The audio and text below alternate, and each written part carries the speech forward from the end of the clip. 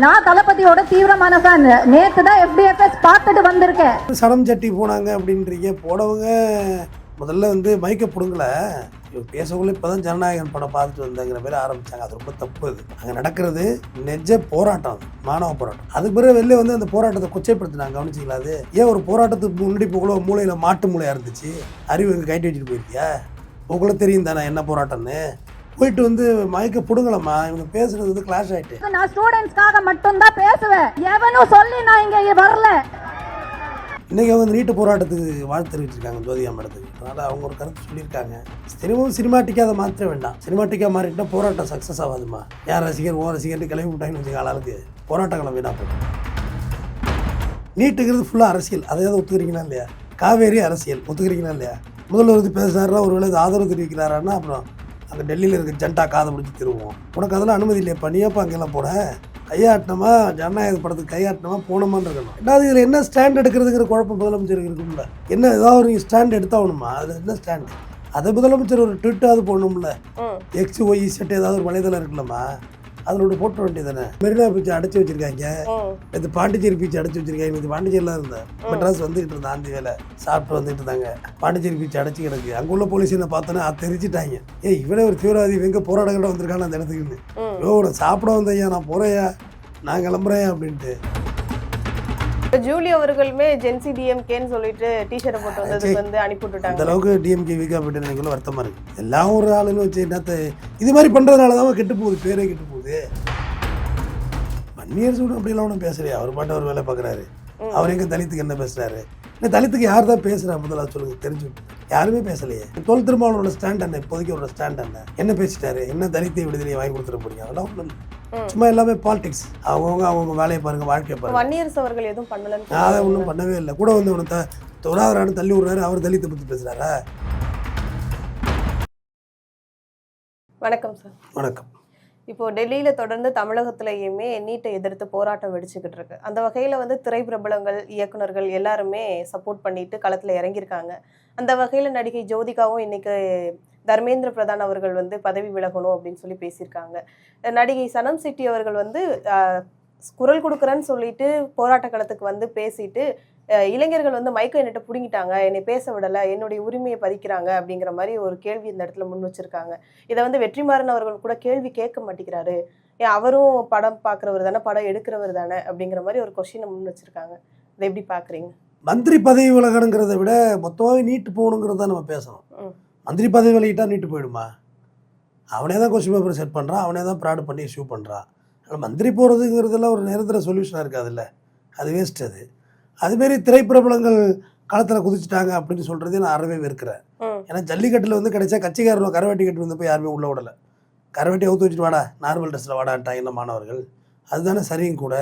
அப்போ நேற்று வெற்றிமாறன் இருந்தார், அமீரன் இருந்தாருன்னு பார்த்தோம். ஒரு முன்னெடுப்பு தான். அவங்க கூட அதை செய்யலைன்னா யார் தான் செய்வா? ஆனால் வெற்றிமாறன் விடுதலை படத்தில் ஒரு டைலாக் வச்சுருப்பார், தத்துவம் இல்லாத தலைவர்களை திரையில் தான் தேடுவானுங்க, ரசிகர்கள் தான் உங்களை உருவாக்குவாங்க, தலைவன் முக்கியம் இல்லை தத்துவம் தான் முக்கியம் அப்படின்ற ரொம்ப அருமையான வார்த்தை. அது நல்லா இருந்தது. அந்த டைலாக் ரொம்ப பிடிக்கும் விடுதலை படத்தில். அதுமாரி இப்போ சடம் சட்டி போனாங்க அப்படின்றீங்க. போனவங்க முதல்ல மைக்க பிடுங்கல, இவங்க பேசக்குள்ள இப்போ தான் ஜனநாயகன் படம் பார்த்துட்டு வந்தங்கிற மாதிரி ஆரம்பித்தாங்க. அது ரொம்ப தப்பு. அது அங்கே நடக்கிறது நெஜ போராட்டம், அது மாணவ போராட்டம். அதுக்கு பிறகு வெளில அந்த போராட்டத்தை கொச்சைப்படுத்தினாங்க. கவனிச்சிங்களா? அது இது மாணவ போராட்டம் கிடையாது, இது ஒரு பார்ட்டி சைடாக பண்ணுறாங்க. அது வெற்றிமாறெல்லாம் அதை பற்றி கேட்கவே இல்லை அப்படின்ற மாதிரிலாம் சொன்னாங்க. அது கொச்சைப்படுத்துதல். ஏன் ஒரு போராட்டத்துக்கு முன்னாடி போகல மூளையில் மாட்டு மூளையாக இருந்துச்சு? அறிவு எங்கே கைட்டு வச்சுட்டு போயிருத்தியா? உங்களுக்கு தெரியும் தானே என்ன போராட்டம்னு. போயிட்டு மயக்க பிடுங்கலாமா? இவங்க பேசுறது கிளாஷ் ஆகிட்டு கத்த ஆரம்பிச்சிட்டாங்க. இல்ல, உங்களுக்கு அதுக்கப்புறம் அறிவுரை என்னென்ன பேசணுங்கிறத நாங்க சொல்றோம் அப்படின்னு சொல்லிட்டு தான் மைக்க அவங்க வாங்கியிருக்காங்க. போராட்டக்காரர்கள் இவங்க வெளியில என்னிட்ட பேசக்கூடாது அப்படின்னு சொல்லிட்டு மைக்க பிடிங்கிட்டாங்க. நடக்கிறது என்ன போராட்டம்? அவ்வளவுதான். ஏமா ஜல்லிக்கட்டு போராட்டத்துல யாரையுமே ஹைக் பண்ணலையேமாங்க. யார் ஹைக் ஆனதுல, யார் பெரிய ஆள் ஆனதுல? யாருமே இப்ப பாதியெல்லாம் கடைசியா அவர் சொன்னதே கேட்கல மாணவர்கள். அவர் இந்த வருஷம் மட்டும் நடத்திக்கலான்னு ஃபர்ஸ்ட் சொன்னாங்க. நம்ம ரியலி இதில் thanks, lot of thanks Sasikala and O Panneerselvam. அவங்க தான் இதில் அப்போ தான் அவங்க ஆளுமையில் இருந்தது, ரூலிங்கில் இருந்தது. அவங்க தான் டெல்லி 2 வாட்டி போய் வாங்கிட்டு வந்தாங்க.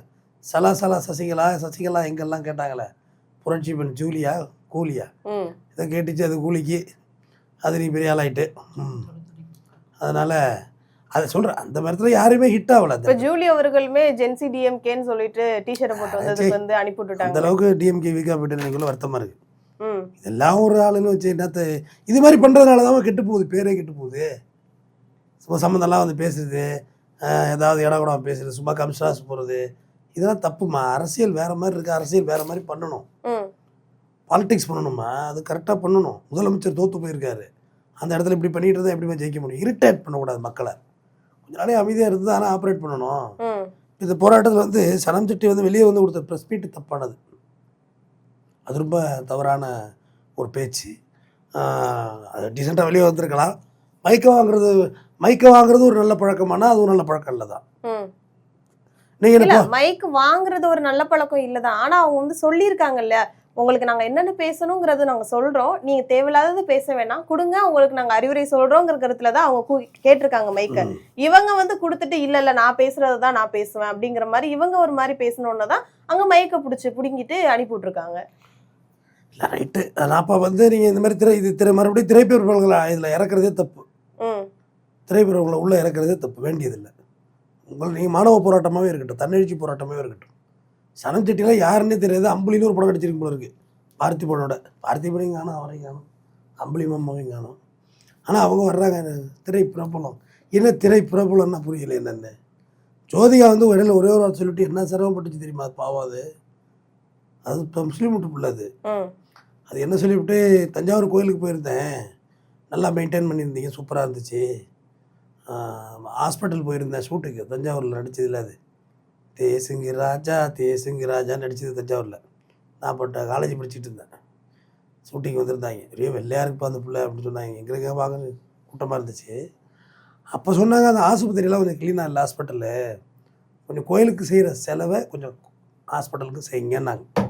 அப்படியே சங்கி மிங்கி உருட்டாங்க பாருங்க, ஹேய் கோயிலுக்கு செலவு பண்ணக்கூடாதுன்னு சொல்லிட்டு இந்த பொம்பளை பிள்ளை அச்சா பூச்சான்னு ஓட விட்டு, அதோடைய சூர்யாவுக்கு படமே இல்லாமல் பண்ணி கடைசி ஆர்ஜே பாலாஜி தயவில் இப்போ சிறுத்தை கருப்புன்னு ஒரு படம் நடிச்சு அதுக்கு நான் கேசையும் போட்டு எல்லாம் கொலாப்ஸு. இல்லாட்டி அந்த கதைக்கு எப்படி நடிக்க முடியும்? ஜெய்பியுமே ஓட்டி இல்லாமல் வெளியிட விட்டாங்க, தேட்டரில் வெளியில் விடல இல்லைம்மா, அவ்வளோ நெருக்கடிக்கு உள்ளாயிட்டார். 10 வருஷமாக படம் இல்லை அவருக்கு. யார் சூர்யாவுக்குமா 10 years கேப் ஆகி போச்சு. இன்றைக்கி அவங்க நீட்டு போராட்டத்துக்கு வாழ்த்து தெரிவிச்சிருக்காங்க ஜோதிகா மேடத்துக்கு. ஜோதிகாவுக்கு ஒரு சொசைட்டி விஷன் இருக்கிறதாவே நான் பார்ப்பேன். இந்த ராட்சசி படம் நடித்தாங்க, அது டைரக்டர் கௌதம் ராஜ் எனக்கு ரொம்ப ஃப்ரெண்டு.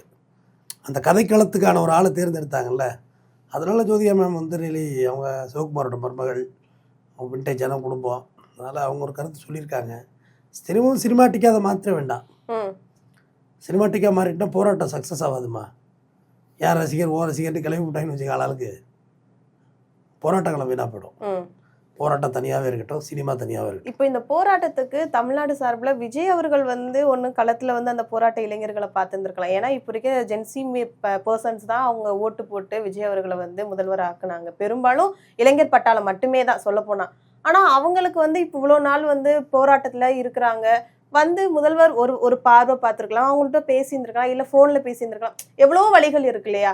ஏன் முதல்வர் வந்து அதை பண்ண மாட்டேங்கிறாங்க? நீட்டுங்கிறது ஃபுல்லாக அரசியல், அதையாவது ஒத்துக்கிறீங்களா இல்லையா? காவேரி அரசியல் ஒத்துக்கிறீங்களா இல்லையா? முதல்வர் வந்து பேசுனாருன்னா ஒரு வேளை ஆதரவு தெரிவிக்கிறாரான்னா அப்புறம் அங்கே டெல்லியில் இருக்க ஜெண்டா காதை பிடிச்சி திருவோம். உனக்கு அதெல்லாம் அனுமதி இல்லையா? பண்ணியாப்பா அங்கெல்லாம் போன கையாட்டினமா, ஜனநாயக படத்துக்கு கையாட்டினமா போனோமான்னு இருக்கணும். ரெண்டாவது இதில் என்ன ஸ்டாண்ட் எடுக்கிறதுங்கிற குழப்பம் முதலமைச்சருக்கு இருக்கும்ல. என்ன ஏதாவது ஒரு ஸ்டாண்ட் எடுத்தாகணுமா? அதில் என்ன ஸ்டாண்டு? டிஎம்கே கவர்மெண்ட்டு எகென்ஸ்ட் நீட்டு அவங்களோட ஸ்டாண்ட் வச்சுருந்தாங்க. எடப்பாடி பழனிசாமி உள்ளே எழுதிட்டு வராங்க, இவங்களும் அகென்ஸ்ட் தானே சொல்கிறாங்க. அதை முதலமைச்சர் ஒரு ட்விட்டாவது போடணும்ல, XYZ ஏதாவது ஒரு வலைதளம் இருக்குல்லம்மா, அதில் ஒன்று போட்ட வேண்டியதானே. இல்லை, இது வரைக்கும் அமைச்சர்கள் கூட யாரும் வர கிடையாது. ராஜ்மோகன் அவர்கள் வந்து முதல் நாள் வந்தாங்க. ஒரு மெரினா பீச் அடைச்சி வச்சிருக்காங்க, இது பாண்டிச்சேரி பீச் அடைச்சி வச்சிருக்காங்க. இது பாண்டிச்சேரியில் இருந்தேன், மெட்ராஸ் வந்துகிட்டு இருந்தேன், ஆந்தி வேலை சாப்பிட்டு வந்துட்டு இருந்தாங்க. பாண்டிச்சேரி பீச் அடைச்சி கிடக்கு. அங்கே உள்ள போலீஸ் என்ன பார்த்தோன்னே அதை தெரிஞ்சிட்டாங்க, இவனே ஒரு தீவிரவாதி இவங்க போராடங்கிட்ட வந்திருக்கான்னு அந்த இடத்துக்குன்னு. நான் சாப்பிட வந்தையா, நான் போகிறேயா, நான் கிளம்புறேன் அப்படின்ட்டு. ஸோ அங்கே பீச் நேற்று லாக்டவுன் நீ தான் ஓப்பன் பண்ணியிருக்காங்க. ஸோ அதனால சொல்ல வரேன், மக்களுக்கு வந்து போராட்டம் அவசியமானது, பொறுக்கிகளுக்கு போராட்டம் அவசியமற்றது. போராளிகளை நீ போராட தூண்ட வேண்டியதில்லை, அவன் தன்னைத்தானே தூண்டி கொள்வான். பொறுக்கிகளை நீ போராட கூட்டாலும் வரமாட்டான், அவன் எங்கேயாவது பதாகைக்கு பால் ஊற்றிட்டு இருப்பான். அதோட 2 பேரும் பிரிஞ்சே இருக்கட்டுங்கிற. தன்னெழுச்சி போராட்டமே இருக்கட்டும்மா, ஜல்லிக்கட்டு மாரி தானாகவே இருக்கட்டும். திரைப்பிரபலங்கள் போகவே வேண்டாம் அந்த இடத்துக்கு, அவங்களே பார்த்துப்பாங்க. போராட்டம் பெருசானது பிறகு வேணால் இப்போ ஆதரவு தெரிவிங்க. பாரஞ்சித் அவர்கள் வந்து அந்த போராட்டத்தை வந்து ஒரு போராட்டம் பண்ணாரு அவரு தலைமையில. அப்போ வந்து அவர் ஒரு விஷயம் பேசியிருந்தாரு. தலித் வந்து கிட்டத்தட்ட ஒரு 8 அமைச்சர்களை வந்து அமைச்சர் ஆக்கியிருக்காங்க. அதுல ஒரு அமைச்சர் கூட தலித்தை பத்தி பேசவே கிடையாது, மக்கள் கூட கஷ்டத்தை பத்தி பேச கிடையாது, வன்னியரசு அவர்கள் மட்டும்தான் பேசுறாங்க அப்படின்னு சொல்லிட்டு வன்னியரசு அவர்களுக்கு பாராட்டு வேறு தெரிவிச்சிருக்காரு. வன்னியரசு கூட அப்படிலாம் ஒன்றும் பேசுறியா, அவர் பாட்டு அவர் வேலை பார்க்குறாரு. அவர் எங்க தலித்துக்கு என்ன பேசுறாரு? இல்லை தலித்துக்கு யார் தான் பேசுறா முதல்ல சொல்லுங்க, தெரிஞ்சுக்கோங்க. யாருமே பேசலையே. யாருமே இப்போ தொல் திருமாவளவனோட ஸ்டாண்ட் என்ன, இப்போதைக்கு அவரோட ஸ்டாண்ட் என்ன பேசிட்டாரு? என்ன தலித்தை விடுதலையை வாங்கி கொடுத்துட போறீங்க? அதெல்லாம் ஒன்றும் இல்லை. சும்மா எல்லாமே பாலிடிக்ஸ், பெக்கர் பாலிடிக்ஸ் பண்ணுறானுங்க. அதெல்லாம் ஒன்றுமே இல்லை. அவங்க வேலையை பாருங்க, வாழ்க்கையை பாருங்க. வன்னியரசு அவர்கள் எதுவும் பண்ணலன்னு அதை ஒன்றும் பண்ணவே இல்லை. கூட வந்து அவனை தொடாதரான்னு தள்ளி விடுறாரு. அவர் தலித்தை பற்றி பேசுறாரா? வன்னியரசு அவர்கள் வந்து சமீபத்துல கூட வந்த உடனேயே ஒரு ஊருக்கு பஸ்ஸே வர கிடையாது ரொம்ப வருஷமா, அந்த பஸ் வந்து அந்த ஊருக்கு விட்டாங்க. அதுக்கப்புறம் நரிக்குறவ சமூகத்தை சார்ந்தவங்க கூட அவங்க ஆஃபீஸ்க்கு வந்துட்டு மற்றவங்க வந்து ஒரு டிஸ்டன்ஸ் மெயின்டைன் பண்ணுவாங்க. ஆனா அவர் வந்து அப்படி கிடையாது, எல்லாரோடய ரொம்ப சகஜமா பழகி இருந்தாரு. இதெல்லாம் பார்க்கும்போது அப்ப எப்படி சொல்றீங்க? ஏன் அவங்க தலைவர் திருமாவளவன் டிஎம்கே கூட்டத்தில் தானே இருந்தாரு, அப்ப அந்த ஊரெல்லாம் இல்லையா? அப்படின்னா அவங்கள்ட்ட அதிகாரம் கிடையாது இல்ல? இப்ப என்ன அதிகாரம் இருக்கு? இப்ப நான் சமூக நீதி அவங்க கையில இருக்குல்ல. சமூக நீதியா? ஆமா. துறையே பேரை மாத்தி வச்சுட்டு ஏமாத்தி சுத்தின்னு இருக்கீங்க. அந்த துறை பேர் என்னம்மா? ஆதி திராவிடர் மாத்தி பேரை மாத்தி உருமாறிய கொரோனா வைக்கிட்டீங்க, மறு வச்சுக்கிட்டு வர்றீங்களாக்கிறது. ஆதி திராவிடர் நலத்துறை, சமூக நீதி நலத்துறை. ஏமா காமெடி பண்றீங்க? கூட வர்ற அவரோட கட்சிக்காரனை சமஜாதிக்காரனை தள்ளி விடுறாரு, வரக்கூடாது தொடாதன்னு. இதுதான் சமூக நீதியா? வன்னியரசு மேல இருந்த மரியாதைலாம் எப்பயும் போயிட்டு வேற ஏதாவது சொல்லுங்க, கதை கேட்போம். அதாவது எனக்கு ரொம்ப நெருக்கம். நானும் ஒரு டாப் செல்ஃப் ஒன்றா தங்கியிருந்திருக்கோம். ஆனால் எனக்கு மதிப்பே தள்ளிவிட்டாரில் கூட வந்த ஒரு சாமானியனை அன்னைக்கு ரைட்டு நீனும் அந்த இடத்துக்கு போயிட்டு அப்படி தான் மாறுவா போல இருக்கு. பதவி வந்துருச்சு அப்படிங்கிறத தெரியல. நானும் அப்படி தான் அவ்வளோ நாளைக்கு நான் ஒரு அமைச்சர் ஆகிட்டா அப்படி தான் நடந்துக்கணும். தெரியல எனக்கு ஒன்றுமே. அப்படி தான் நடந்துக்கிறாங்க எல்லாரும். ஆமாம், முதலமைச்சர் ஆகிறதுக்கு முன்னாடி வந்து இப்போ வயசான பாட்டியை கட்டி பிடிக்கிறாங்க. அன்றைக்கி இப்போ கை கொடுக்க ஒருத்தவங்க ரொம்ப ட்ரை பண்ணுறாங்க, கொடுக்கவே முடியலை இவரால். பார்த்தீங்க தானே, கொடுக்கவே முடியல, கை கொடுக்கவே முடியல. ஸோ எல்லாரும் அந்த இடத்துக்கு பின்னாடி மாறிடுறாங்கம்மா. சாதாரணமாக இருக்கிறவங்களே இருக்கிறாங்க, பதவி அந்த வேறக்குள்ளே மாறிடுது. எனக்கு என்னமோ வன்னியரசுக்கும் திருமாவளவனுக்குமே கிளாஷ் நடக்குங்கிறது சந்தேகமாக தான் இருக்குது. வாய்ப்பு இருக்குது தானே. இன்னைக்கு பவர்ஃபுல் வந்து வன்னியரசு தான், தொல் திருமாவளவன் கிடையாது. அப்போ அவங்க 2 பேருக்குள்ளே நர்றப்பு இருக்கிறதா ஒரு தகவல் சொல்கிறாங்க. உண்மையாது இல்லையா? சொல்கிறாங்க, எனக்கு கேள்விப்படுறேன். இந்த மாதிரி அவங்களுக்குள்ளேயே ஒரு நர்றப்பு வந்துட்டு அப்படின்னு சொல்கிற மாதிரி சொல்கிறாங்க. நடுவில் 2 திருமாவளவன் என்னோட பேட்டியெல்லாம் பார்த்தேன், பயங்கர குழப்பமாக இருந்தது. இவர் இந்த பக்கமாக இவர் என்ன சொல்கிறாரு, நம்மளும் ஒரு மையமாக புரிஞ்சிக்க வேண்டியது கருத்து சொலம் தான் அப்படிங்கிற மாதிரி இருந்துச்சு. கொஞ்சம் குழப்படியாக இருந்தது. காரணம், அவரால் விஜய் ஆதரிச்சு இருக்கவே முடியாது திருமாவளவனால். திருமாவளவன் ஒரு போராளி. அங்கெல்லாம் அவரால் ட்ராவல் பண்ண முடியாதுமா. திரைப்பிம்பத்துக்கு போய் ட்ராவல் பண்ணவே முடியாது அவரால். அப்ப வெளியில வந்துருவாங்களா? மந்திரியெல்லாம் ஏற்கனவே பாமக உள்ள வரப்போகுது, வெளியில வரப்போகுது, பாமக உள்ள வரதான் போகுது. அப்புறம் இது கூட தெரியல, பாமக உள்ள வரதான் போகுது. தர்ம சங்கடமாக மாட்ட போகிறாங்க. அது டிஎம்கேவோடய ட்ராவல் பண்ணியிருக்கலாம். பாமகவையும் டிஎம்கே கூப்பிட்டு நெருக்கடி பண்ணி ஜெயிச்சிருந்துக்கலாம், முண்டி அடிச்சிருந்துருக்கலாம். பாமக உள்ள வரதான் போகுது. பாமக உள்ள வந்து இடைத்தேர்தலை சந்திக்க தானே போகிறாங்க.